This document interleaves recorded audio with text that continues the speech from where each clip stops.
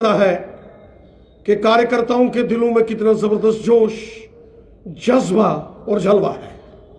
इसलिए दोनों हाथ खड़े करके जोरदार तरीके से जय घोष का जवाब देंगे। बोलिए भारत माता की, भारत माता की, भारत माता की।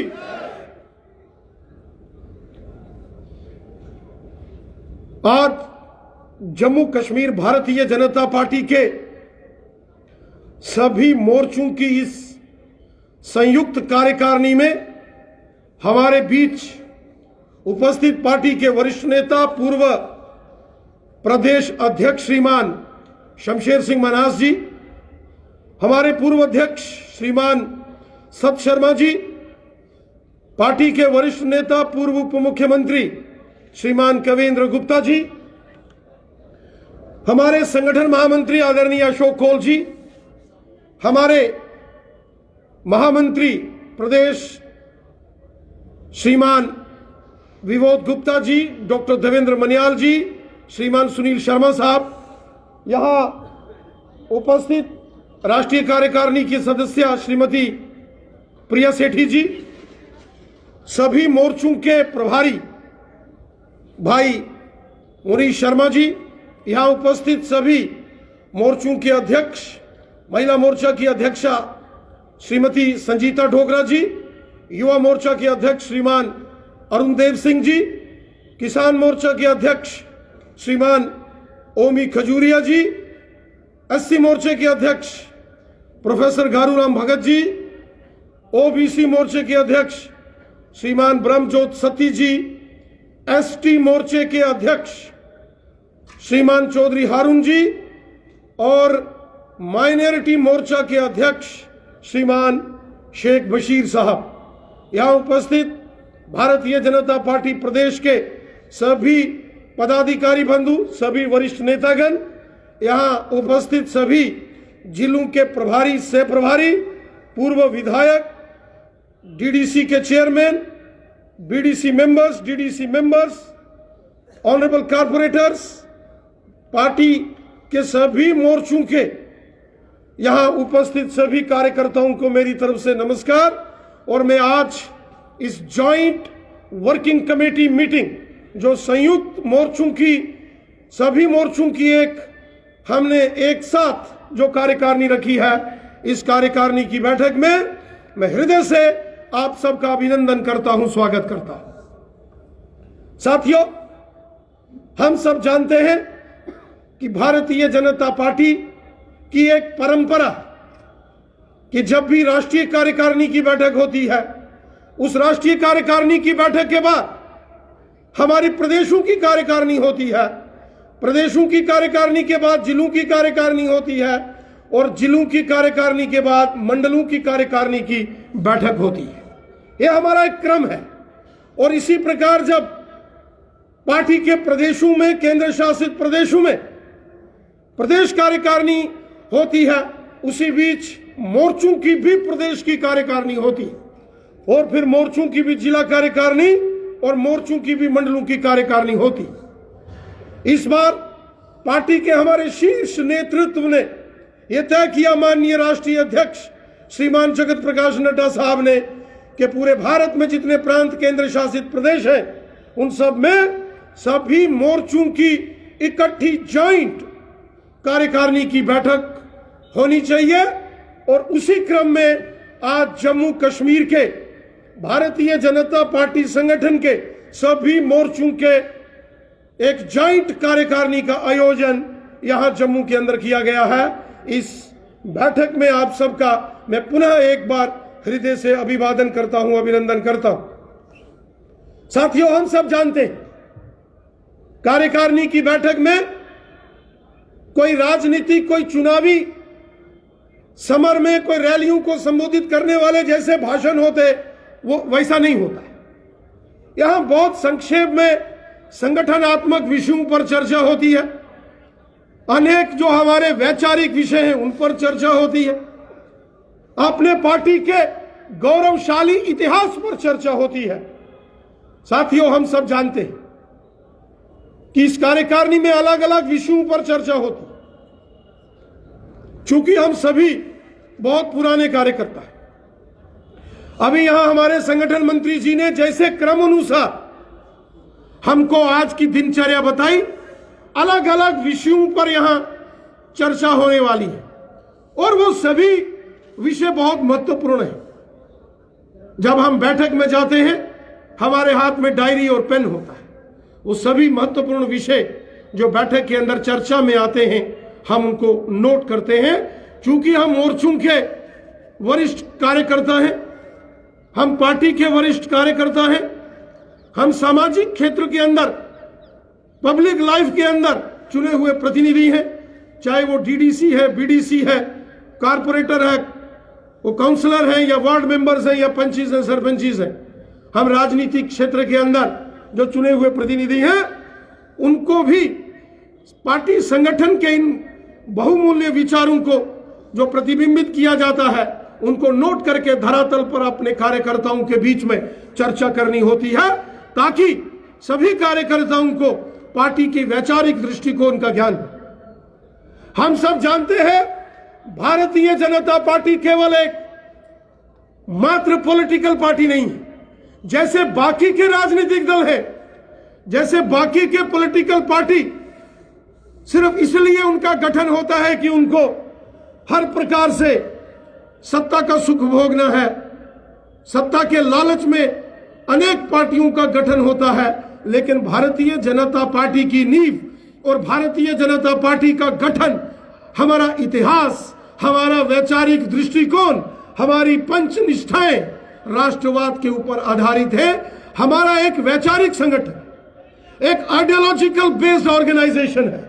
हम केवल मात्र पॉलिटिकल पार्टी जैसे अन्य राजनीतिक दल होते हैं, वैसे राजनीतिक दल भारतीय जनता पार्टी नहीं होती। हमारे पार्टी का प्रत्येक कार्यकर्ता अपने देश के लिए, अपनी मातृभूमि के लिए, अपनी सरजमी के लिए जीता। मैं अक्सर कहता हूं, भारतीय जनता पार्टी का प्रत्येक कार्यकर्ता जैसे भारतीय सेना का जवान होता है, जैसे इंडियन आर्मी का कोई सोल्जर होता है, वैसे ही भारतीय जनता पार्टी का प्रत्येक कार्यकर्ता होता है, हमारे मोर्चों के कार्यकर्ता होते हैं। और हम सब जानते हैं, सेना के अंदर भी जब मोबिलाइजेशन होती है, हम में से जो सैनिक है वो भली भांति जानते हैं कि सेना को जब सारा कैमोफ्लाइज होता है या कॉर्डन होता है, तो वहां भी मोर्चाबंदी की जाती है, किलेबंदी की जाती है। और उसी प्रकार भारतीय जनता पार्टी में, यहां मूल संगठन में, पेरेंट बॉडी में बहुत महत्वपूर्ण रोल होता है। वहीं हमारे जो पार्टी के मोर्चे हैं, जिनको मोर्चों का नाम दिया गया है, ये उसी प्रकार के मोर्चे हैं जैसे सेना की अलग अलग बटालियंस में, अलग अलग यूनिट्स में अलग अलग मोर्चे होते हैं, और अलग अलग मोर्चों पर तैनात जो वहां हमारे कमांडर्स होते हैं, जो कंपनी कमांडर्स होते हैं, उसी प्रकार हमारे मोर्चों के पदाधिकारी होते हैं जो देश और समाज के लिए काम करते हैं। भारतीय जनता पार्टी का प्रत्येक कार्यकर्ता सेना के जवान के जैसा होता है, वो चाहे मोर्चे का कार्यकर्ता हो, प्रदेश भारतीय जनता पार्टी का कार्यकर्ता हो, वो केंद्र का राष्ट्रीय स्तर का नेता हो, वो जिले का हो, मंडल का हो, शक्ति केंद्र का हो या पोलिंग बूथ का हो, पोलिंग बूथ की समिति का कार्यकर्ता हो। उसका एक दृष्टिकोण होता है, उसका एक मिशन होता है अपने देश और समाज के लिए काम करने के लिए। इसलिए साथियों, आज की इस कार्यकारिणी की बैठक के शुभारंभ में जो विषय पार्टी संगठन ने आज आपके समकक्ष मुझे रखने को कहा है, यह विषय है भारतीय जनता पार्टी का वैचारिक दृष्टिकोण, भारतीय जनता पार्टी की पंच निष्ठाएं एवं भारतीय जनता पार्टी का इतिहास। साथियों, अगर भारतीय जनता पार्टी के इतिहास की ओर जाएंगे तो भारतीय जनता पार्टी का एक गौरवमय इतिहास है, एक गौरवशाली इतिहास है भारतीय जनता पार्टी का। स्वतंत्रता संग्राम के बाद जब जम्मू कश्मीर के संदर्भ में एक ऐसा निर्णय लिया गया, जब यहां 2 प्रधान, 2 विधान और 2 निशान लगा दिए गए, ऐसा लगा कि भविष्य में एक और भारत के विभाजन की भूमिका उस वक्त कांग्रेस और नेशनल कॉन्फ्रेंस पंडित जवाहरलाल नेहरू और शेख मोहम्मद अब्दुल्ला ने रची थी, वो एक बहुत बड़ी साजिश थी। एक देश में दो झंडे, एक देश में दो प्रधानमंत्री और एक देश में दो कानून कतई नहीं होते, लेकिन एक ऐसी नींव रखी गई जो कि भविष्य में विभाजनकारी साबित हो सकती थी।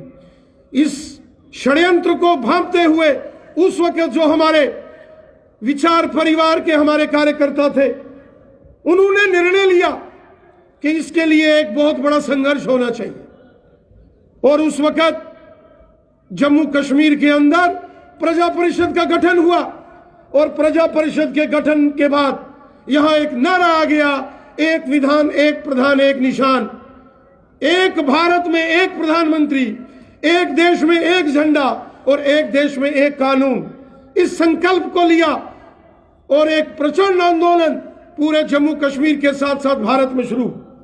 उस वक्त हमारे जो वरिष्ठ प्रचारक बंधु थे, हमारे विचार परिवार के जो लोग थे, उन्होंने तय किया कि राजनीति के अंदर, पॉलिटिक्स के अंदर भी एक ऐसा राजनीतिक दल होना चाहिए जो पार्लियामेंट के अंदर, संसद के अंदर, विधानसभाओं के अंदर देश की आवाज, भारत माता की आवाज बुलंद करे। और इसके बाद उस आंदोलन के बीच में भारतीय जनसंघ का गठन, और जब भारतीय जनसंघ का गठन हुआ, स्वर्गीय श्यामा प्रसाद मुखर्जी इसके अध्यक्ष बने और हमारे महान प्रेरणा स्वरूप पंडित दीनदयाल उपाध्याय जी जैसे दिग्गज महानुभावों ने उस वक्त कमान संभाली और देश हित में, राष्ट्र हित में एक आंदोलनकारी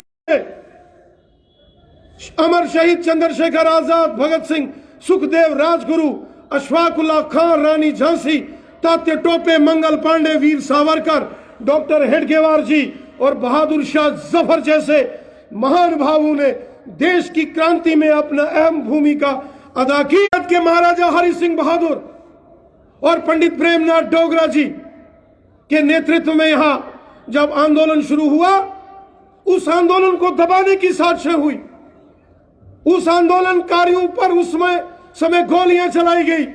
हमें याद है, जोड़ियां हो, हीरानगर हो, रामबन हो, सुंदरबनी का क्षेत्र हो, या हम अगर साइंस कॉलेज के बाहर देखें, आज भी विद्यार्थियों की वो मूवमेंट के, उनके संघर्ष के वो निशान आज भी वहां मौजूद। बहुत अत्याचार हुए, लेकिन हमारे लोगों ने, हमारे कार्यकर्ताओं ने, हमारे पूर्वजों ने एक निशान, एक प्रधान, एक विधान के लिए संघर्ष लड़ा, गोलियां खाई और संघर्ष बढ़ते बढ़ते पूरे भारत में बढ़ा।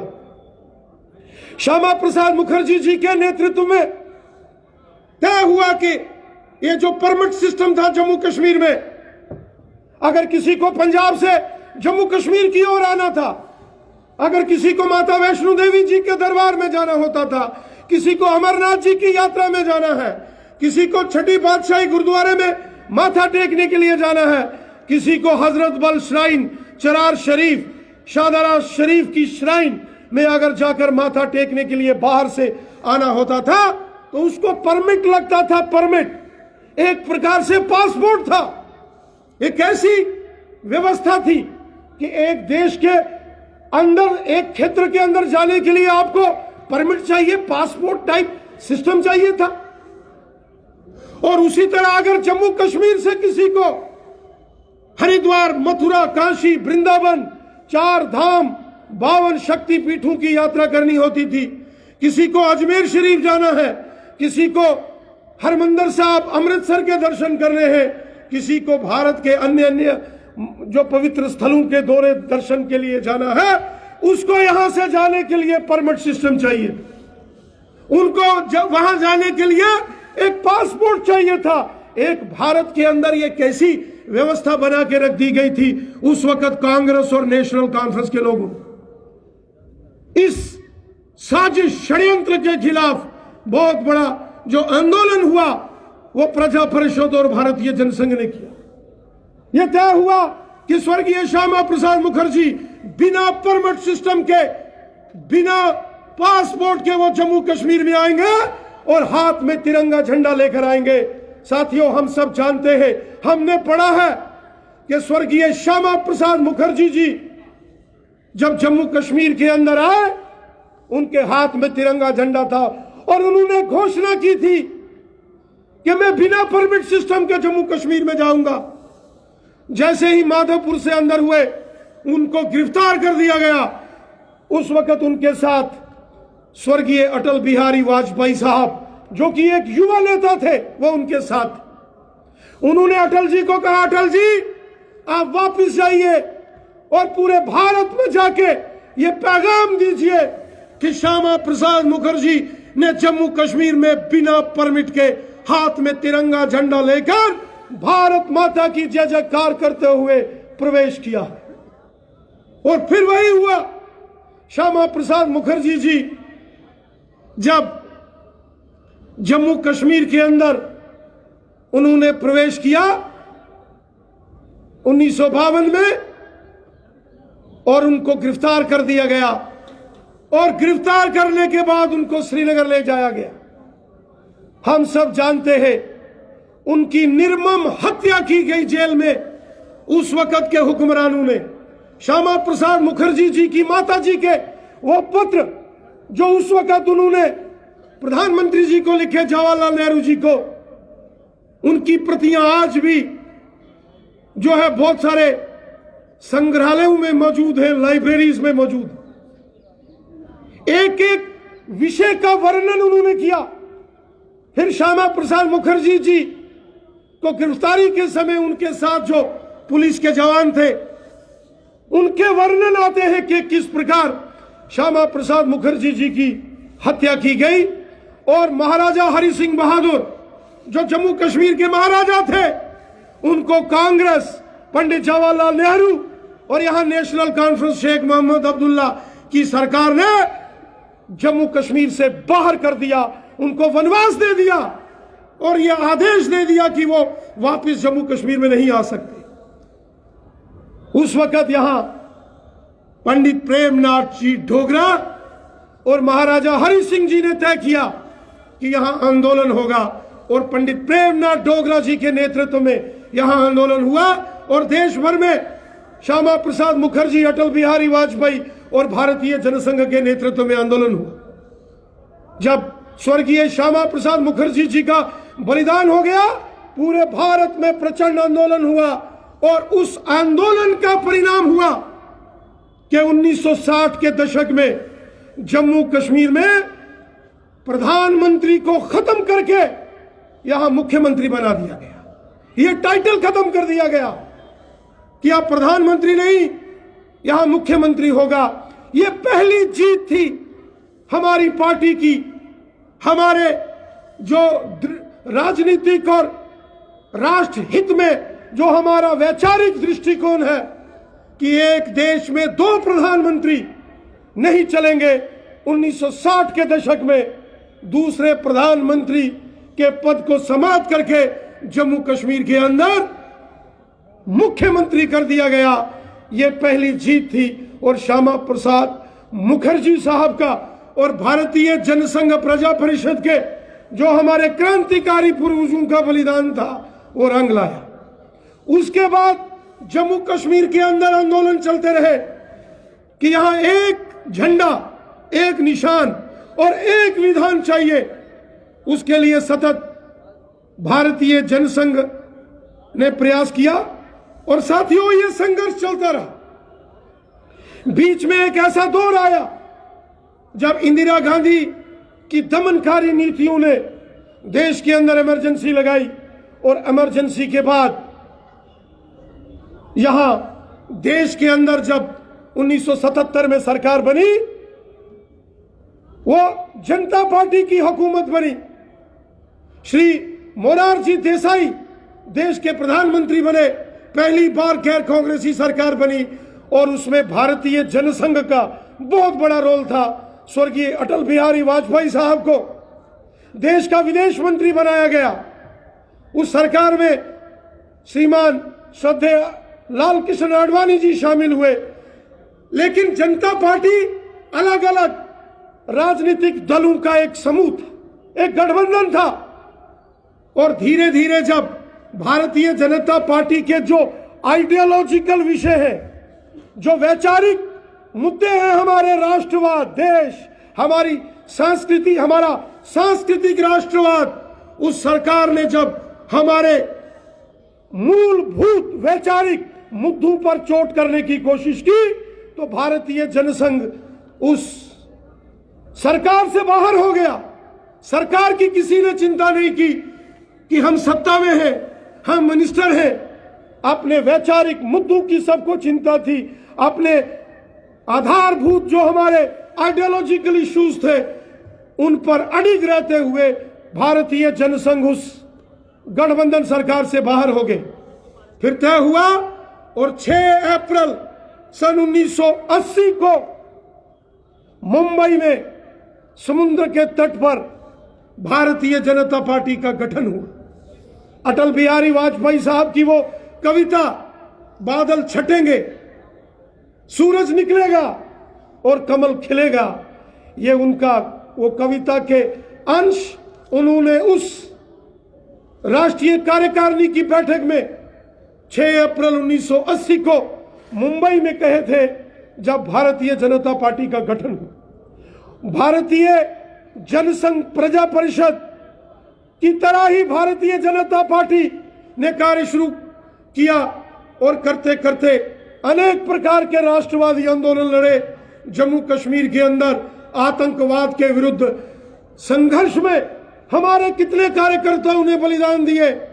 वो कश्मीर घाटी के अंदर स्वर्गीय टीकालाल जी टिपलू हो, प्रेमनाथ जी भट्ट हो, वहां असंख्य कार्यकर्ताओं ने बलिदान दिए। डोडा किश्तवाड़ का एरिया हो, राजौरी पुंछ का क्षेत्र हो, जम्मू संभाग का एरिया हो, यहां स्वतंत्रता के बाद भी भारतीय जनता पार्टी जनसंघ प्रजा परिषद के कार्यकर्ताओं ने देश हित में अपनी कुर्बानियां और बलिदान दिए, जैसे स्वतंत्रता संग्राम में हमारे कार्यकर्ताओं ने बलिदान दिए।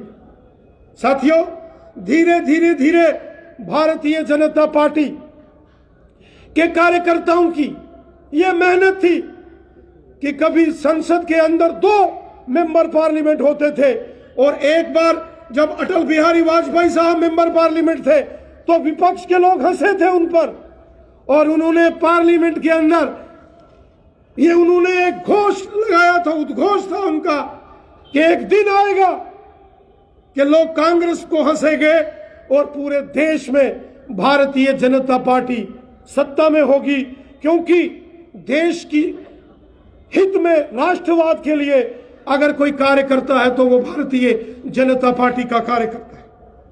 और वो दिन हमने देखा, पहले अटल बिहारी वाजपेयी साहब की सरकार बनी, 13 दिन 13 महीने, फिर लगभग 4.5 पौने 5 साल।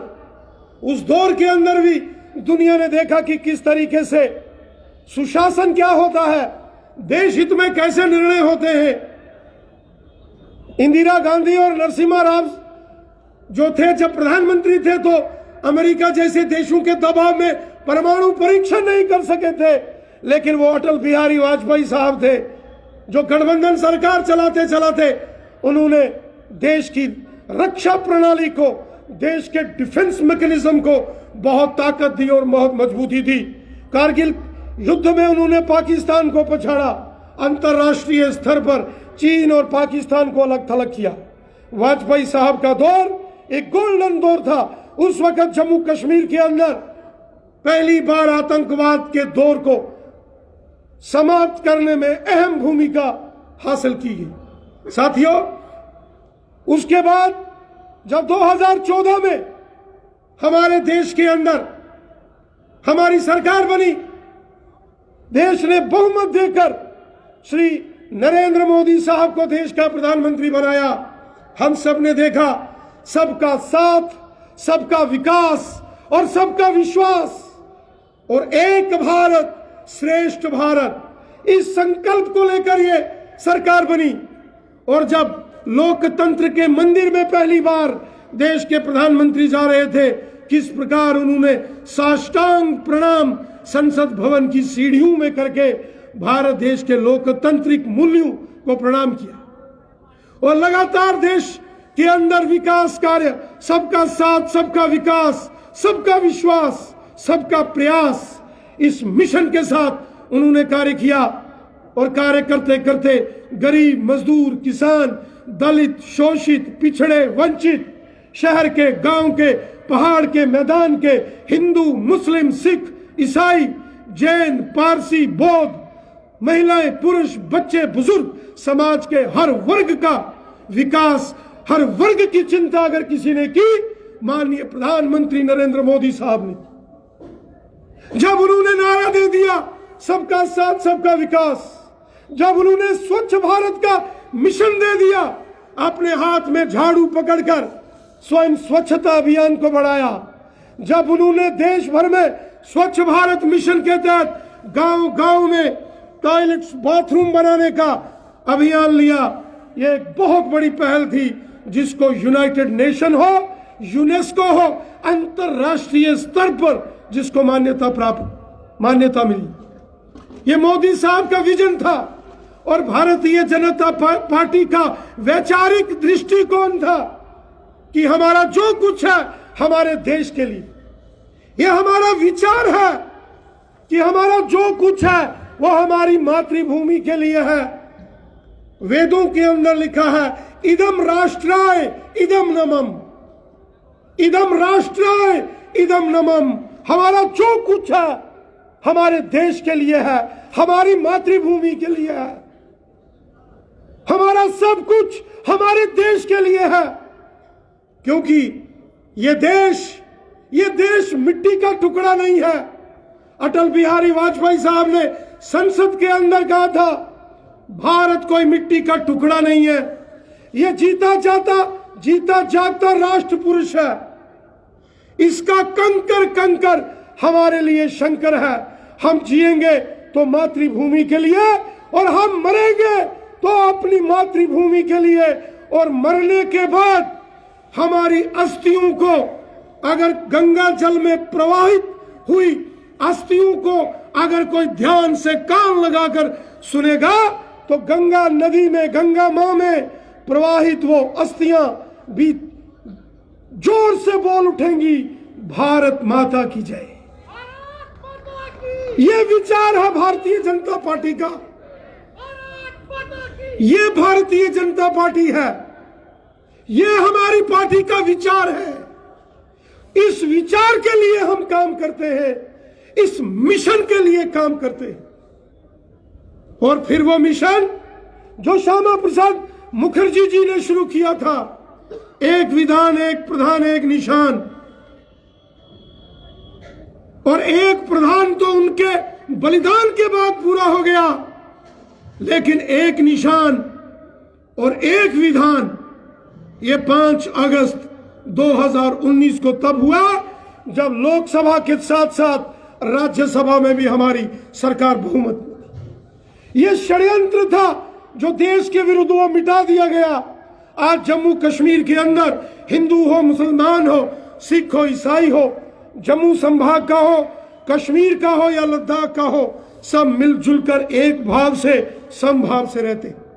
यह हमारा राष्ट्रीय दृष्टिकोण है, एक भारत श्रेष्ठ भारत। यह हमारा भारतीय जनता पार्टी का वैचारिक दृष्टिकोण है। सबका साथ, सबका विकास, सबका विश्वास और सबका प्रयास, यह हमारा वैचारिक दृष्टिकोण है जो हमारी सरकार मोदी जी के नेतृत्व में लेकर चल रही है। जो कार्य वाजपेयी साहब ने किए, यह हमारा वैचारिक दृष्टिकोण।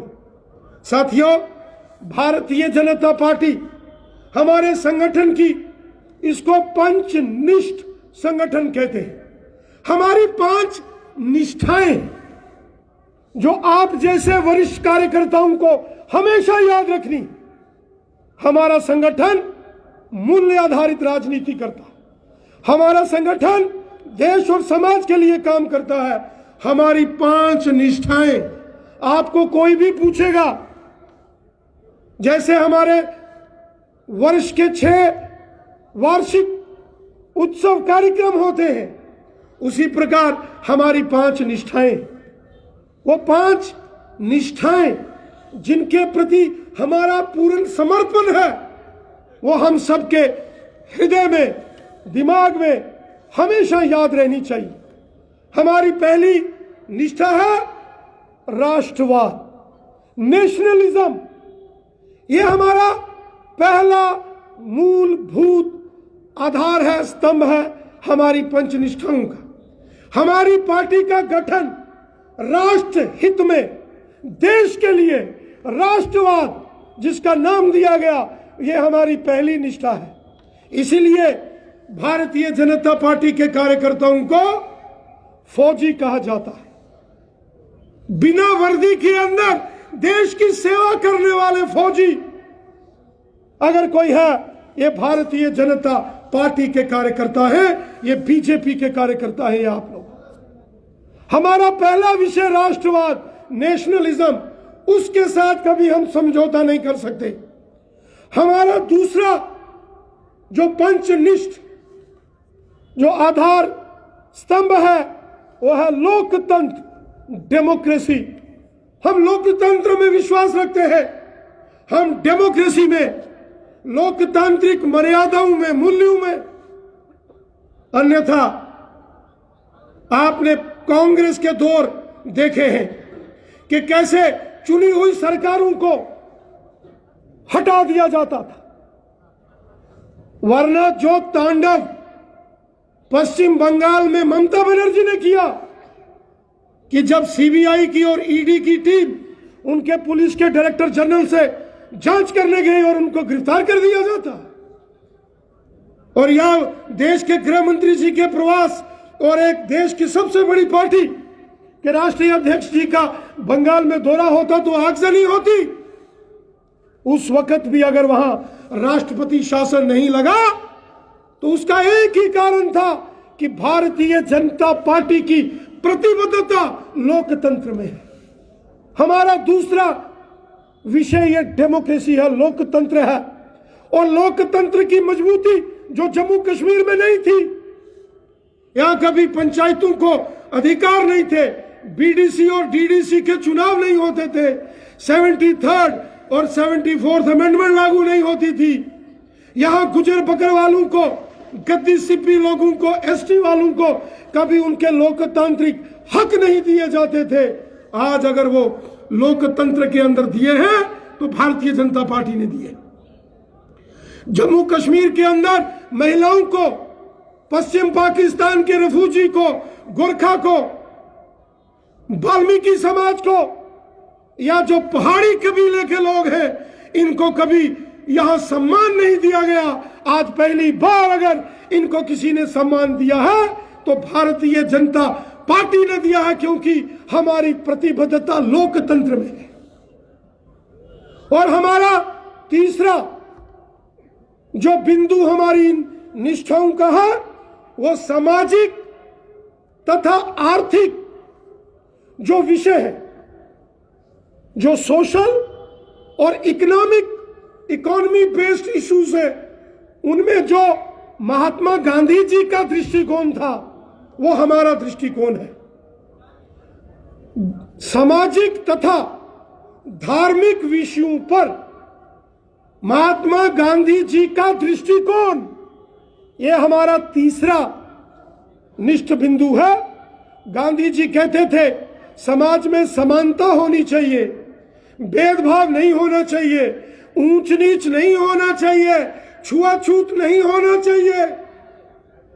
और आर्थिक दृष्टि में गांधी जी कहते थे स्वदेशी को बढ़ावा देना चाहिए, देश के अंदर बनी वस्तुओं का अधिक से अधिक प्रयोग होना चाहिए, विदेशी वस्तुओं का बहिष्कार होना चाहिए।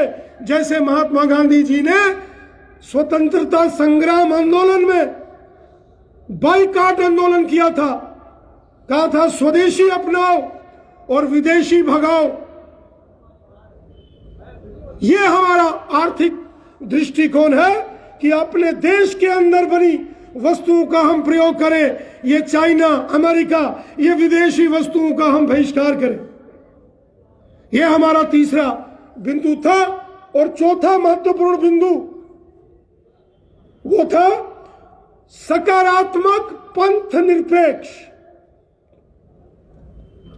Positive secularism. ये पॉजिटिव सेकुलरिज्म क्या है? ये था सर्वधर्म समभाव। हमें किसी से कोई बैर नहीं, सब हमारे हैं। एक देश के अंदर रहने वाले सब लोग, हिंदू है, मुसलमान है, सिख है, ईसाई है, बौद्ध है, जैन है, पारसी है, कोई है, वो किस धर्म का, मत का, पंथ का है, लेकिन वो हमारा है। ये देश हमारा एक परिवार है और इसके अंदर रहने वाला प्रत्येक व्यक्ति हमारा है। ये सकारात्मक पंथ निरपेक्ष सर्वधर्म समभाव कहा गया, और जिसमें कहा गया justice to all, appeasement to none. सबका साथ, सबका विकास, सबका विश्वास। और हमारा पांचवा मूलभूत जो बिंदु है वो है मूल्य आधारित राजनीति, प्रिंसिपल आइडियोलॉजिकल बेस्ड पॉलिटिक्स। केवल कुछ मंत्री बनना, मुख्यमंत्री बनना, प्रधानमंत्री बनना, सांसद बनना, एमएलए बनना, बीडीसी, डीडीसी, पंच सरपंच बनना, यह हमारा राजनीतिक मिशन नहीं है। मूल्यों के ऊपर आधारित राजनीति, यह भारतीय जनता पार्टी का पांचवा बिंदु है। यही कारण था जब इंदिरा गांधी जी ने 1971 में पूर्वी पाकिस्तान को, वह बांग्लादेश बन गया, तो अटल बिहारी वाजपेयी साहब ने संसद में खड़े होकर उस वक्त इंदिरा गांधी जी की तारीफ की थी। यही कारण था कि जम्मू कश्मीर के संदर्भ में जब आंजहानी नरसिम्हा राव साहब ने अटल बिहारी वाजपेयी साहब को यूनाइटेड नेशन की उस जनरल असेंबली में भेजा, विपक्ष के नेता होते हुए भी सरकार का प्रतिनिधित्व, सरकार को रिप्रेजेंट अटल बिहारी वाजपेयी साहब ने किया। उन्होंने सरकार के ऊपर कोई तनकीद नहीं की। उन्होंने उस वक्त के प्रधानमंत्री नरसिम्हा राव साहब की शान में, सरकार की शान में यूनाइटेड नेशन में भाषण दिया, क्योंकि हमारी राजनीति मूल्यों के ऊपर आधारित राजनीति है। छल और कपट से कोसों हम दूर हैं। साथियों, हम सब मोर्चों के कार्यकर्ता हैं। मोर्चों के कार्यकर्ता पार्टी के अंदर बहुत अहम भूमिका निभाते। मोर्चों का बहुत बड़ा रोल होता है, चाहे मोर्चे राष्ट्रीय स्तर की टीम हो, प्रदेश स्तर की टीम हो, जिलों के मोर्चे, मंडलों के मोर्चे, यह पार्टी की रीढ़ की हड्डी होती है। हमारे पास महिला मोर्चा है। 50% पॉपुलेशन देश के अंदर, प्रदेश में हमारी मातृशक्ति की है, माताओं बहनों की है। बहुत बड़ा रोल है। बिहार के अंदर जब चुनाव हुआ पिछला, सभी मीडिया चैनल कह रहे थे वहां भाजपा और नीतीश कुमार जी की सरकार नहीं आएगी। जब वोटिंग हुई, रिजल्ट आए, तो बीजेपी एनडीए को भारी बहुमत मिला। सारे टीवी के सर्वे फेल हो गए। टीवी के जो वरिष्ठ एनालिसिस करने वाले लोग थे वो हैरान हो गए, क्या हुआ, हम कहां फेल हो गए। उन्होंने दोबारा एनालिसिस किया तो पता चला बिहार के अंदर 90% महिलाओं ने मोदी साहब को वोट दिया, तो प्रचंड जीत हो गई। और उस चुनाव के बाद महिला शक्ति को साइलेंट वोटर कहा गया कि यह बीजेपी का साइलेंट वोटर है। और इसीलिए जम्मू कश्मीर के अंदर भी एक बड़ी ताकत के रूप में श्रीमती संजीता डोगरा जी के नेतृत्व में यहां मोर्चा काम कर रहा है। मैं आप सबको बधाई देता हूं और उम्मीद करता हूं ये कारवां और तेजी से आगे बढ़ेगा। इसी प्रकार अगर मैं बात करूं जम्मू कश्मीर के अंदर भारतीय जनता युवा मोर्चा की, तो युवा मोर्चा जम्मू कश्मीर के अंदर भारतीय जनता पार्टी की एक जबरदस्त ताकत के रूप में आज भारतीय जनता पार्टी और युवा मोर्चा के अंदर शामिल किया जा रहा है। उसके लिए मैं युवा मोर्चा के प्रदेश अध्यक्ष युवा मोर्चा अरुण देव सिंह जी को और इनकी सारी टीम को बधाई देता हूं। और इसी प्रकार हमारे किसान मोर्चा, मैं देख रहा हूं इस मुश्किल वक्त कोरोना में भी जिस तरह से किसानों ने काम किया, श्रीमान ओमी खजूरिया जी के नेतृत्व में पूरे जम्मू कश्मीर के अंदर किसान मोर्चा ने लाजवाब काम किया। अगर मैं बात करूं एससी मोर्चा की, तो जम्मू कश्मीर के अंदर कभी हमारे जो दलित समाज के भाई बहन, जो शेड्यूल कास्ट कम्युनिटी का वर्ग है, वहां भारतीय जनता पार्टी की बहुत कम पहुंच थी।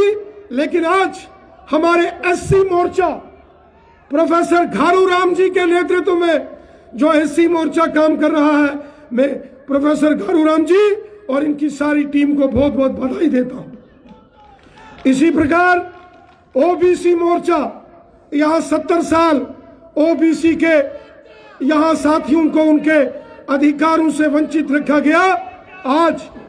आज मोदी सरकार एससी और जो ओबीसी समाज है उसको उनके अधिकार देने जा रही है। श्रीमान ब्रह्मजोत सत्ती जी के नेतृत्व में हमारे जम्मू कश्मीर में ओबीसी मोर्चे ने बेहतरीन काम किया। और इसी संदर्भ में अगर मैं बात करूं अपने एसटी मोर्चा की,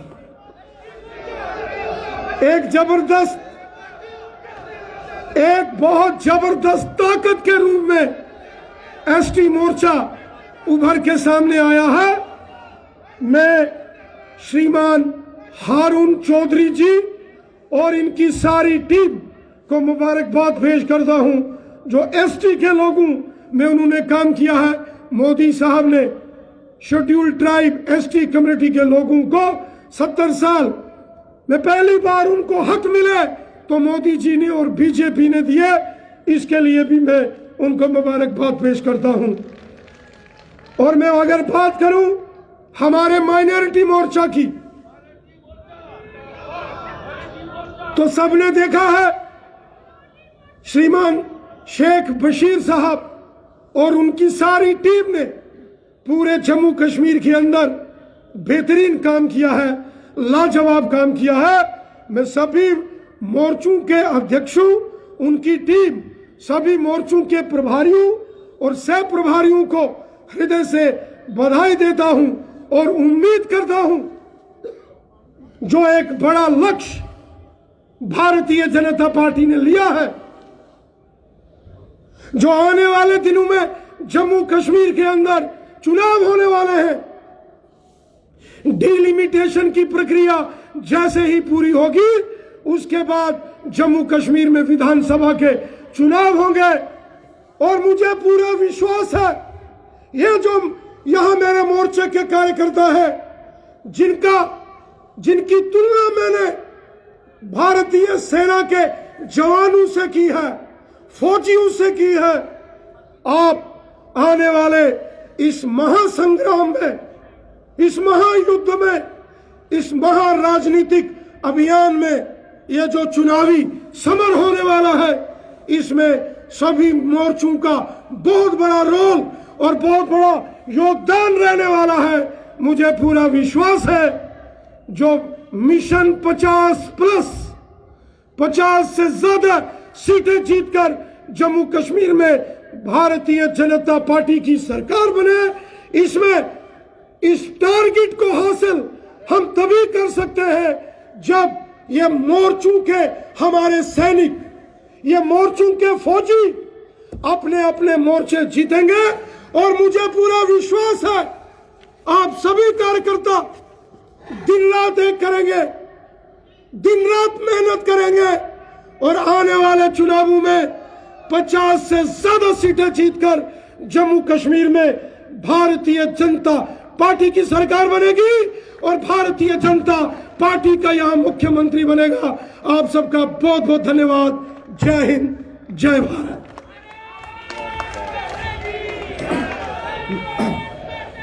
धन्यवाद अध्यक्ष जी, आपने बड़े विस्तार से भाजपा का वैचारिक दृष्टिकोण और पंचनिष्ठाएं और कार्यकर्ताओं की भूमिका के बारे में आज कार्यकर्ताओं को संबोधित किया। मैं अब निवेदन करने जा रहा हूं